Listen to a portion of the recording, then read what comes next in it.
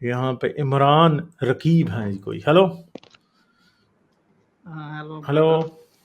हाँ जी, क्या हाल है, कैसे हो आप? तो है अच्छा, आप कैसे हैं? मैं ठीक हूँ। हाँ जी, क्या बात करेंगे आप? मेरी आवाज़ क्लियर आ रही भैया? हाँ जी, क्लियर आ रही है, क्लियर आ रही है। अच्छा ठीक है। अच्छा गालिब भाई, मुझे एक टॉपिक पे बात करना था, कॉम्प्लिकेटेड टॉपिक है।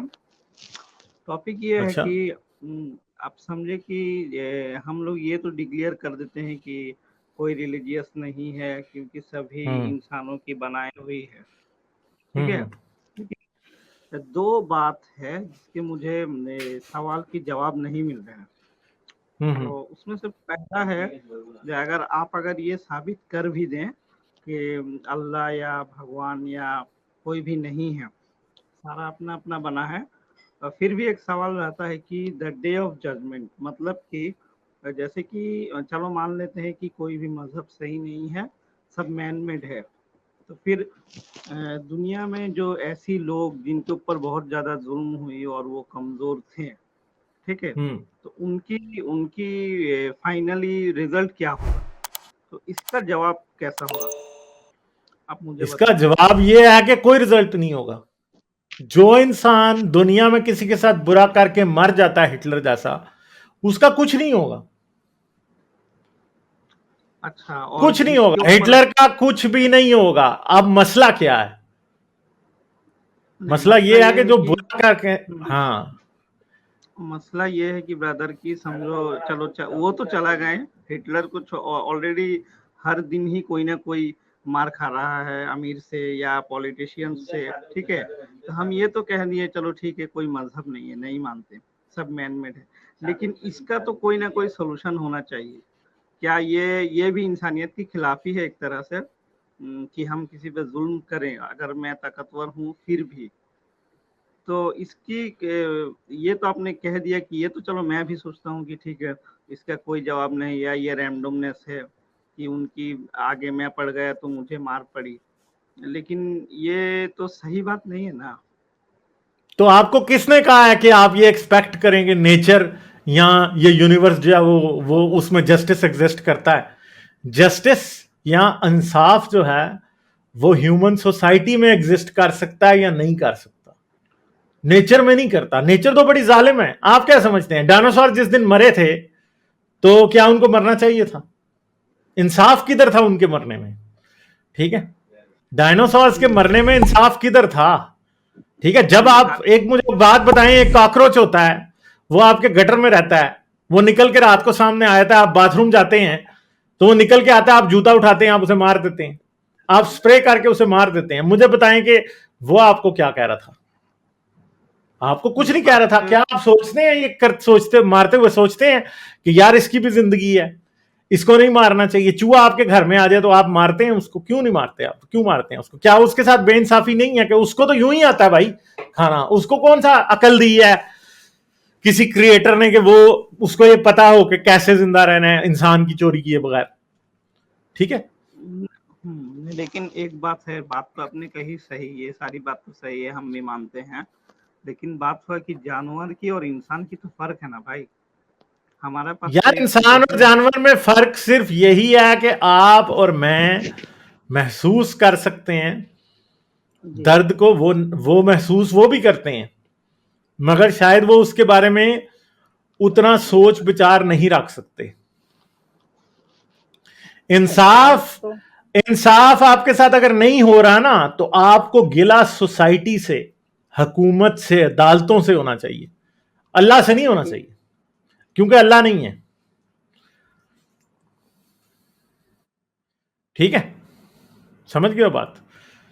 तो बात यह है कि ये बात बड़ी सख्त है। ये भाई ड्रॉप हो गए, ये बात बहुत सख्त है कि आपको और हमें कोई इंसाफ कहीं नहीं मिलेगा। मेरे साथ दुनिया में चाहे कोई भी ज्यादती हो जाए और मैं मर जाऊं उसी ज्यादती के साथ, तो उस मरने के बाद कोई इंसाफ नहीं होना। मैं अपने आप को धोखा दे सकता हूं कि मरने के बाद अल्लाह होगा, वो मेरा इंसाफ करेगा, फलां से बदला लेगा, तो कोई इमरान खान से बदला लेगा, तो कोई नवाज शरीफ से, तो कोई जियाउल हक से बदला लिया जाएगा। कोई किसी से बदला नहीं लिया जाएगा। दुनिया में जो कुछ जो कोई करके चला जाता है, आगे उसको बदला मिलने का जो बात है वो सिर्फ और सिर्फ एक झूठ और बकवास है, आपको और मुझे बेवकूफ बनाने के लिए कि हम इस दुनिया में इंसाफ की इंपॉर्टेंस को नहीं समझें, हम जस्टिस की इंपॉर्टेंस को इस दुनिया में समझे ना। क्योंकि जिस दिन आपको और मुझे जस्टिस की इंपॉर्टेंस समझ आ गई ना, ये याद रखना कि उस दिन जिनको जस्टिस नहीं मिला ना, या जिनके साथ ज्यादती हो गई है, हो रही है, वो फिर बाद में अपने साथ ज्यादती होने नहीं देंगे। ठीक है, तो इसलिए मजहब जो है ना, वो कार्ल मार्क्स ने कहा था religion is the opium of the masses. वो उसने इसीलिए कहा था कि रिलीजन एक नशे की तरह है कि आप दिन भर की थके हुए हैं, आपको 100 बीमारियां, आपके बच्चे बीमार हैं, आपकी बीवी मर रही है, आपके माँ बाप जो हैं वो तड़प रहे हैं, आपके घर में खाने को नहीं है, कुछ भी नहीं है, और आप एक नशा ले आए, आप अफीम ले आए, आप वो खाएं और भूल जाएं और सारी सारी बातें भुला के आप सो जाएं बस। ठीक है, तो रिलीजन बेसिकली यही करता है कि आपको आपकी सोसाइटी में खाने को नहीं देती, आपको पहनने को नहीं देती, आपके बच्चे पढ़ नहीं सकते, आपको हेल्थ केयर नहीं मिलती, कुछ भी नहीं मिलती, मगर आप खुश किस बात में हैं कि आप 5 बार दिन में जाके नमाज पढ़ लेते हैं। आपको यह बता दिया जाता है कि आज अगर आपके साथ किसी ने ज्यादती की, आपकी प्रॉपर्टी पे कब्जा कर लिया, आपकी बेटी का रेप कर दिया, आप कुछ नहीं कर सकते। अदालत ने आपको इंसाफ नहीं दिया, हुकूमत ने आपको इंसाफ नहीं दिया, पुलिस आपके खिलाफ है, मोहल्ला आपके खिलाफ है, दुनिया आपको गाली देती है, और आप ये सोच के खुश हैं सिर्फ और सिर्फ कि हाँ जी अल्लाह इनसे बदला लेगा। हाँ, ये चीज देखें, 2 चीजें होती हैं। सर्वाइवल क्या होता है? एक होता है बेयर मिनिमम सर्वाइवल, कि जिसके अंदर बस आपको जीने जोगी जिंदगी दे दी जाती है कि थोड़ी थोड़ी रमक बाकी रहे। ठीक है, तो ये लोग सिर्फ जिनके साथ इतनी बड़ी बड़ी ग्रीवेंसेस दुनिया में हो चुकी हैं, इतनी बड़ी नाइंसाफी हो चुकी है, वो सिर्फ जीने जोगा जी रहे हैं, सिर्फ ये सोच के जिंदगी गुजार रहे हैं कि चलो आखिरत में अल्लाह तो बदला लेगा ना हमारा। मगर मसला ये है कि ये सबसे बड़ी नाइंसाफी है उन लोगों के साथ कि उनको अंदाजा ही नहीं है कि अगर वो आज कमजोर के लिए आवाज नहीं उठाएंगे, वो आज इंसाफ की अहमियत को नहीं समझेंगे, तो आगे उनको कोई इंसाफ मिलने वाला नहीं। ठीक है, मैं कई बार आपको बड़ी चीजों के ऊपर आपको नजर आता है कि मैं जब ह्यूमन राइट्स के इश्यूज आते हैं, चाहे वो इंडिया के हों चाहे पाकिस्तान के हों, तो मेरा रिस्पॉन्स कई बार बड़ा बिटर होता है। मैं सीधा सीधा बातों को सीधा ही पकड़ लेता हूं, मैं कोई लगी लिपटी नहीं लगाता साथ। क्यों? क्योंकि मुझे इस रियलिटी का अच्छे तरीके से अंदाजा है कि जिसके साथ नाइंसाफी हुई है और उसे इंसाफ नहीं मिल रहा, उसे कभी इंसाफ नहीं मिलना अगर हमने इस दुनिया में उसको इंसाफ ना दिया। अगर किसी दलित को इंसाफ नहीं ना मिलता और अब वो हजारों साल से उनके पुश्त दर पुश्त जलील होते आ रहे हैं दुनिया में, तो ये याद रखें कि उनको इंसाफ आगे भी नहीं मिलेगा।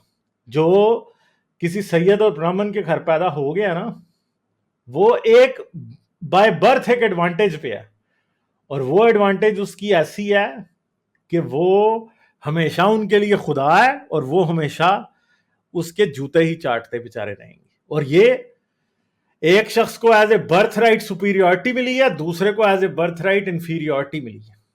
ठीक है, और पूरी जिंदगी उनके साथ सोसाइटी ज्यादती करती रहती है, उनको मिसट्रीट करती रहती है, और वो लोग जो इसकी शैलो थिंकिंग रखते हैं, इस ज्यादती की ग्रेविटी की, इस मिसट्रीटमेंट की ग्रेविटी की, कि एक ही जिंदगी है और वो पूरी जिंदगी जो लोग सिसक सिसक के गुजार रहे हैं, और दूसरे तरफ जो लोग इंतहाई प्रिविलेज के साथ जिंदगी गुजार रहे हैं, और प्रिविलेज वाले कभी ये मर के भी नहीं सोच सकते कि जो सिसक सिसक के जिंदगी गुजार रहे हैं उनकी जिंदगी कितनी मुश्किल है। ठीक है, तो ये नाइंसाफी कौन कर रहा है? करे नाइंसाफी आप, और इंसाफ खुदा देगा, झूठा खुदा आपका। ये अफसोस की बात है।